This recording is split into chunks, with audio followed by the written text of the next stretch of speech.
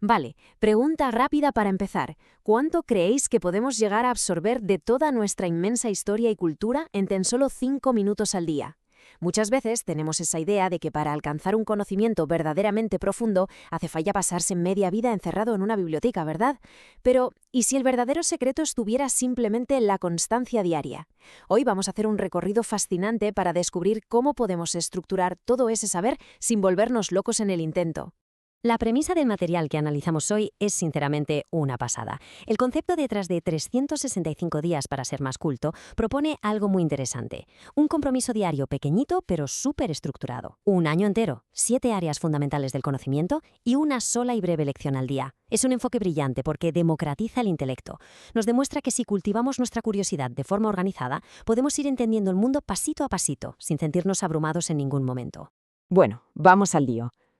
Nuestro mapa de ruta de hoy incluye 6 paradas clave. Empezaremos con el hábito del conocimiento. Seguiremos con los orígenes de la expresión. Luego, descifrando el universo. Héroes, mitos inmortales, reglas de la civilización y cerraremos con un viaje sin fin. Esencialmente, vamos a conectar los puntos de nuestra herencia cultural. Arrancamos con la sección 1, el hábito del conocimiento. Y no estamos hablando solo de acumular datos para ganar al trivial.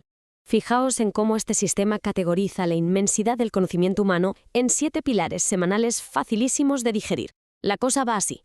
Los lunes exploramos la historia. Los martes toca literatura. Los miércoles nos vamos a las artes plásticas. Los jueves son de ciencia. Los viernes toca escuchar música. Los sábados nos ponemos reflexivos con la filosofía. Y los domingos repasamos la religión. El punto clave aquí es que esta pequeña dosis diaria actúa como un gimnasio para la mente. Es exactamente el ejercicio regular que nuestro cerebro necesita para mantenerse ágil, sobre todo con el paso de los años. Pasamos a la sección 2, orígenes de la expresión. Vamos a ver cómo narices empezamos a comunicarnos y a dejar nuestra huella en el mundo. Si damos un salto gigante a través del tiempo, la evolución de cómo nos expresamos es alucinante. Empezamos hace unos 15.000 años con ese arte primario en las paredes de las cuevas de Lascaux. Luego, si avanzamos hasta el año 2000 a.C., nos encontramos con los egipcios. Y ojo, porque crearon una versión simplificada de sus jeroglíficos por pura necesidad práctica. Necesitaban dar órdenes por escrito a los esclavos de guerra que no entendían sus símbolos complejos. De ahí nace el origen de casi todos los alfabetos modernos. Y finalmente, llegamos a la Edad Media, donde la expresión toma la forma de sonido estructurado, con los cantos gregorianos, esas melodías de los monjes católicos que buscaban la conexión espiritual. Pero lo que de verdad nos vuela la cabeza de esta expresión artística tan temprana es el motivo oculto que tenía.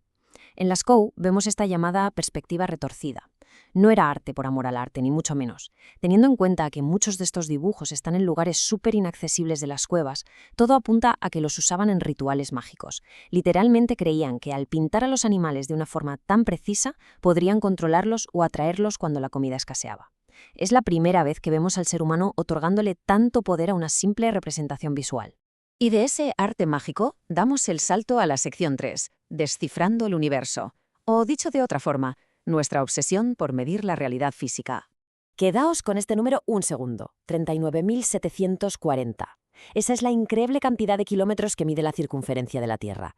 Y lo más fuerte es que el griego Eratóstenes la calculó hace más de 2000 años. ¿Cómo? Pues sin satélites ni ordenadores. Se dio cuenta de que un día concreto de verano en una ciudad de Egipto, al mediodía, el sol no proyectaba ninguna sombra en el fondo de un pozo. Midió el ángulo de una sombra en otra ciudad lejana exactamente a la misma hora y luego literalmente contrató a un profesional para que midiera la distancia entre las dos ciudades dando pasos exactos. A base de pura geometría y sombras, sacó una cifra que es casi idéntica a la que tenemos hoy. Es una locura. Y claro, contrastemos esa medición antigua hecha con palos y sombras con los misterios del cosmos a los que nos enfrentamos hoy en día. Pensemos en el horizonte de eventos. Es la aterradora frontera de un agujero negro. El colapso de una estrella moribunda genera tanta densidad que la velocidad para escapar de ahí supera la mismísima velocidad de la luz. Si cruzas esa línea, se acabó. Nada puede regresar. Es el tipo de enigma que hoy en día sigue volviendo locos a los físicos cuánticos. Curiosamente, todo esto nos devuelve de golpe a la filosofía, porque mucho antes de hablar de la luz escapando de los agujeros negros, pensadores como Platón ya se estaban rayando con la naturaleza de la realidad. Su famosísima alegoría de la caverna explica genial esta diferencia entre la apariencia, las sombras engañosas que vemos proyectadas en una pared por nuestros sentidos, y la realidad, las formas verdaderas que hay fuera, bajo la luz del sol y que solo entendemos usando el intelecto. Es fascinante pensar que esa misma sospecha de que nuestros sentidos nos engañan es lo que ha impulsado tanto nuestra ciencia como nuestra filosofía. Vamos con la sección 4. Héroes, mitos y mortales. Cambiamos un poco el tercio para hablar de las historias que llevamos en nuestro ADN cultural. Es súper interesante ver cómo ha cambiado lo que consideramos un héroe a lo largo de los siglos. Empezamos ensalzando la fuerza militar pura, como las conquistas implacables de Alejandro Magno, que se montó un imperio brutal con solo 33 años. En la literatura hacíamos lo mismo, con la furia de Aquiles o los viajes épicos de Odiseo contados por Homero. Pero ¡boom!, llegamos al siglo XX y todo cambia. En el Ulises de James Joyce, el gran héroe épico pasa a ser Leopold Bloom, un simple vendedor de anuncios paseando por Dublín. De repente, el heroísmo ya no va de masacrar enemigos en el campo de batalla, sino de mostrar empatía, compasión y perdonar en el día a día. Y para que os hagáis una idea de la pura potencia de esta literatura moderna, prestad atención a esta línea. Es el final de la novela Ulises. Pertenece al monólogo interior de Molly Bloom. James Joyce nos planta más de 24.000 palabras en solo 8 inmensas frases, dejándolas fluir tal y como salen de la cabeza del personaje, sin filtros. Y todo culmina con este rotundo y vital sí, quiero, sí. Fue algo absolutamente revolucionario que lo cambió todo en la manera de escribir ficción. Pero bueno, dejando atrás a los inmortales de la literatura, vamos a hablar de un mortal moderno del mundo de la ciencia, la famosa oveja Dolly.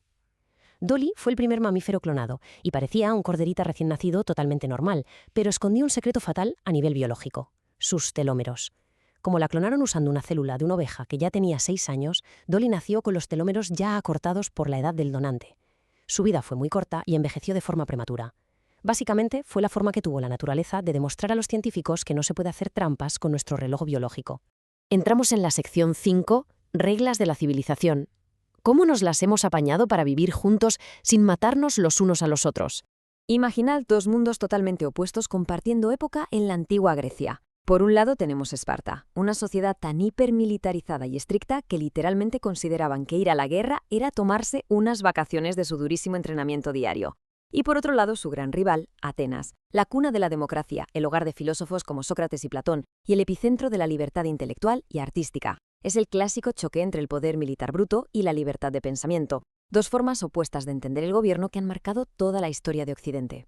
Si retrocedemos un poco más al primer código legal escrito de la historia, el famoso Código de Hammurabi, vemos cosas que hoy nos parecen una locura. Fue un gran avance porque por primera vez la ley era pública y no dependía del humor del dictador de turno, sí. Pero los métodos, madre mía. Imaginaos esto, para resolver un juicio tiraban al acusado al río. Si se ahogaba, la superstición decía que era culpable. Si conseguía salir vivo, entonces era inocente. Y adivinad qué, ejecutaban al que lo había acusado. Es un ejemplo brutal de cómo la ley y la superstición más letal iban de la mano en nuestros orígenes. Y si avanzamos al Imperio Romano, la autoridad se vuelve rápida y absoluta. Veni, vidi, vici. Llegué, vi y vencí. 3 palabras le bastaron a Julio César para presumir de una victoria fulminante en Asia. Cruzó el Rubicón, se cargó la República Romana y montó un modelo de poder concentrado que, irónicamente, acabaría costándole la vida a manos de sus propios aliados. Ahora, si hablamos de sumisión a las reglas, la devoción religiosa se lleva la palma. Fijaos en esta cifra, 304.805. Esas son las letras exactas, ni una más ni una menos, que tiene que tener un pergamino tradicional de la Torá escrito a mano. El escriba puede tardar más de un año en terminarlo, y la disciplina es tan estricta que si se equivoca en un solo trazo, en una sola letra, todo el pergamino se descarta y hay que empezar de cero. Es el nivel máximo de devoción visual a una ley.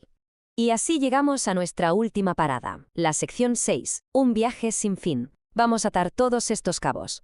Si os fijáis, el gran mensaje de toda esta exploración es que todas estas disciplinas que parecen no tener nada que ver entre sí están profundamente conectadas.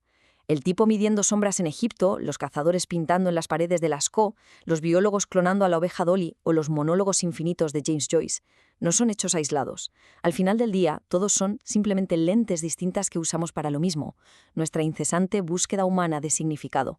Son intentos de entender quiénes somos, qué hacemos aquí y cómo funciona la realidad que nos rodea. Todo es parte de la misma aventura humana. Y para cerrar, quiero dejaros con esta idea. Hemos visto cómo una dosis diminuta pero estructurada de conocimiento nos hace saltar de la geometría antigua a la clonación y de ahí a la gran literatura. Si dedicar solo un momentito al día tiene el poder de abrirnos las puertas del universo y conectar los puntos de la civilización, la pregunta que queda en el aire es, si 5 minutos al día pueden revelar el universo, ¿qué descubriremos mañana? Ojalá este análisis os anime a cultivar esa chispa de curiosidad todos los días. Muchísimas gracias por acompañarnos en este recorrido.